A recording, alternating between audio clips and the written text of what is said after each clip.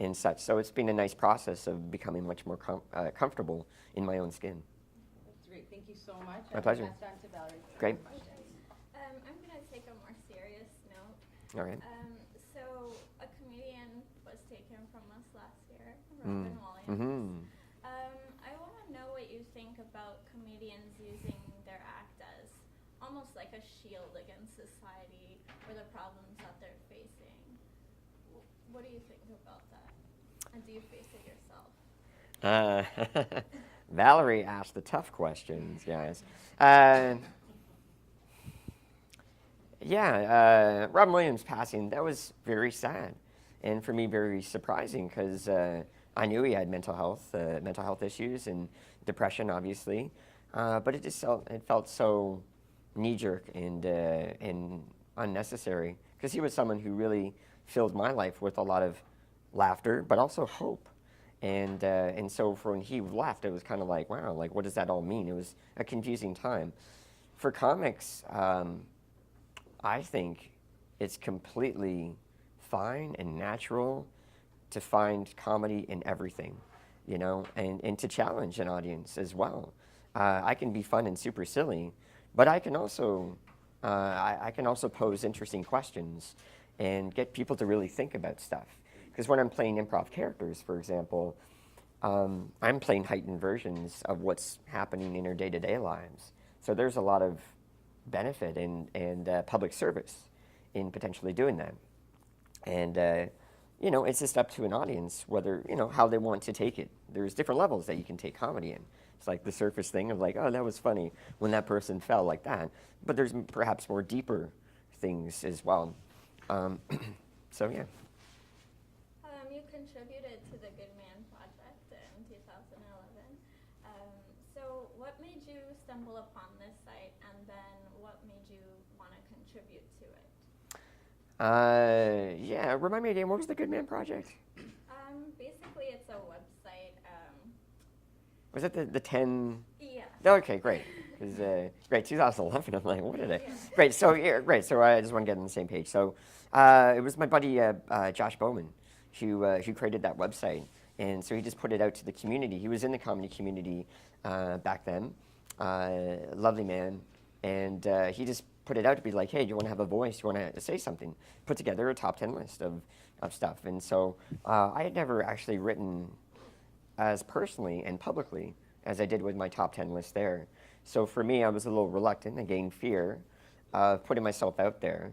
Because anytime you're putting yourself out there, you're being vulnerable. You're opening yourself up to be judged, if not by yourself or by other people. Quite often, we don't even allow ourselves that opportunity, so we stay quiet. And so for this one, I was like, no, I actually I'm gonna put it out there. So it was a really lovely process of actually putting my top 10 things together as living as a short man and just saying my experiences. And then after I wrote it, I'm like, I want to say this. I want to put it out to people and see what reactions there are. And I remember the reactions were very positive. And such is life. I think if you risk, you get rewarded in many ways, I think, you know. And certainly when you're putting yourself out there, vulnerability, I think people appreciate that. I think people, and I don't know if people here have seen it, but Brené Brown, does that ring a bell for people? You ever watch TED Talks? I would check this one out. It's one on vulnerability. It's a TED Talk. If you just Google TED Talk, vulnerability, and shame, there's two actually, by the same person, Brené Brown. And I just came across this recently. I'm like, that is exactly true. The idea of being vulnerable is in fact showing tremendous courage. And so that was something that I was like, great, I'm gonna be vulnerable. And then getting that real great feedback from people to be like, thank you very much for sharing that. So when I was reading up on you, you mentioned that it's difficult to date. So what is something that you would want people to know about you that maybe they don't think of right away? Wow. Again, Valerie asked the tough questions, guys. That I'm just like everyone else. And maybe that's me saying that more to myself, but that's how I appeal. Would put it out to people. Because again, I've lived so much of my life, people pointing out, hey, what's wrong? Something's wrong with you. What's wrong with you? people actually saying that, people having conversations with me who are taller, getting down on their knees to have a conversation with me. So, and I don't think they're doing it intentionally. They're not even aware necessarily that they're doing that, but that has an impact on me for sure. So I would just say, I'm just the same. I'm like anyone else, and I'm a pretty awesome catch. So if you're not doing anything, anyways. So that's me. Okay, thank you. I'm Thank gonna you. pass it along to Matt. Hi, Matt. Hi. You've had the opportunity to work with people like Susan Messing on the Canadian edition of Messing with a Friend, Yep. as well as Martin Short, who's one of your comedic heroes. Yes. What was those experiences like? Amazing experiences. The first one, Susan Messing, she's a great improviser in Chicago. She performs at the Annoyance Theater, so she has a weekly show where she improvises with guests, one guest each week, and she improvises for about 50 to 60 minutes with her friend that she has for the week. So she came to Toronto quite a few years ago to teach a workshop, but also to do her show. And in talking with I was down there, I think the year before she came, to do a one-week training at the Annoyance Theater in Chicago. And when she was working out the details for coming here to Toronto, the producer put it up to her. He was like, "Who do you want to play with in Toronto?" And she was like, "Ken Hall. I'm going to play with Ken Hall." And I was like, "Oh my God, that was so touching." I was like, wow, because she could play with anyone, but she chose me. So I was really touched by that. And it was an amazing experience. With Martin Short, yeah, he was filming, he had a TV show, a special that was going to be put through CBC that was going to produce it.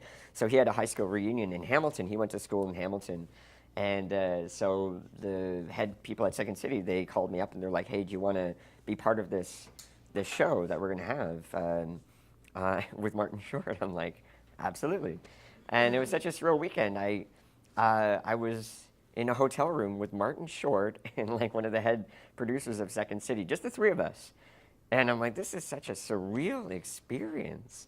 And like, it was a great thing, just a grand time. And great to work with Martin Short too, because he is just literally one of the best, and such a lovely man.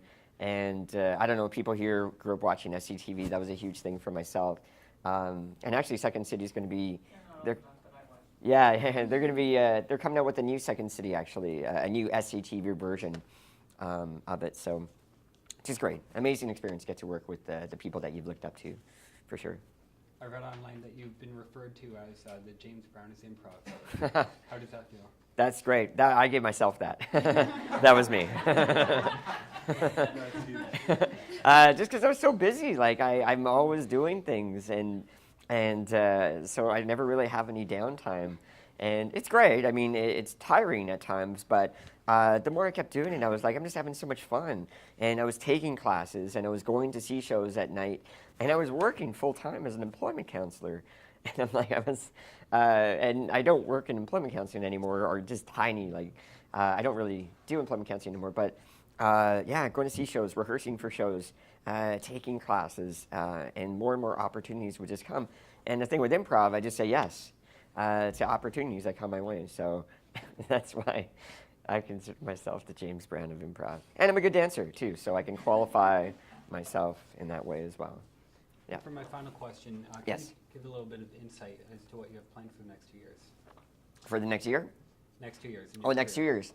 I don't plan for 2 years because the nature of improv, I don't know what's going to happen. So I'll plan little things here and there. I am going to Winnipeg. I'm going to be doing my solo show there. I'll have 7 performances as part of the Winnipeg Fringe Festival. We'll probably do, me and Isaac will probably do some other improv or comedy festivals here and there.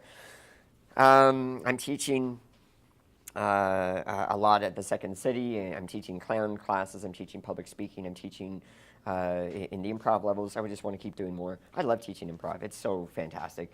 I get to be that person that introduces improv to people quite often, and to get to share one of the biggest loves in my life and the things that have made the biggest difference. Just an amazing experience. I'd love to do more film and TV. You never know when those opportunities are coming. I'd like to work with, hopefully work with Cirque du Soleil again. And as I said, I love the surprises. I love those, like the big question marks of like, I don't know what's going to happen in 2 years' time. that's scary, but it's also really cool and exciting. The idea of like embracing that uncertainty, and I kind of don't have to worry so much anymore, because I've had so many things along the way that have reinforced and reaffirmed that what I'm doing is really good for me right now, because it feels good for me, and I've got a lot of validation from people. But again, like all these experiences that happen, it's a cumulative effect, and I'm like, well, it's got to be happening for some kind of reason, you know. And so I just want to enjoy more of the ride, and hope it's a long ride as well. Great. Thank you so much for your time. Thank you. Thanks, guys. At this point,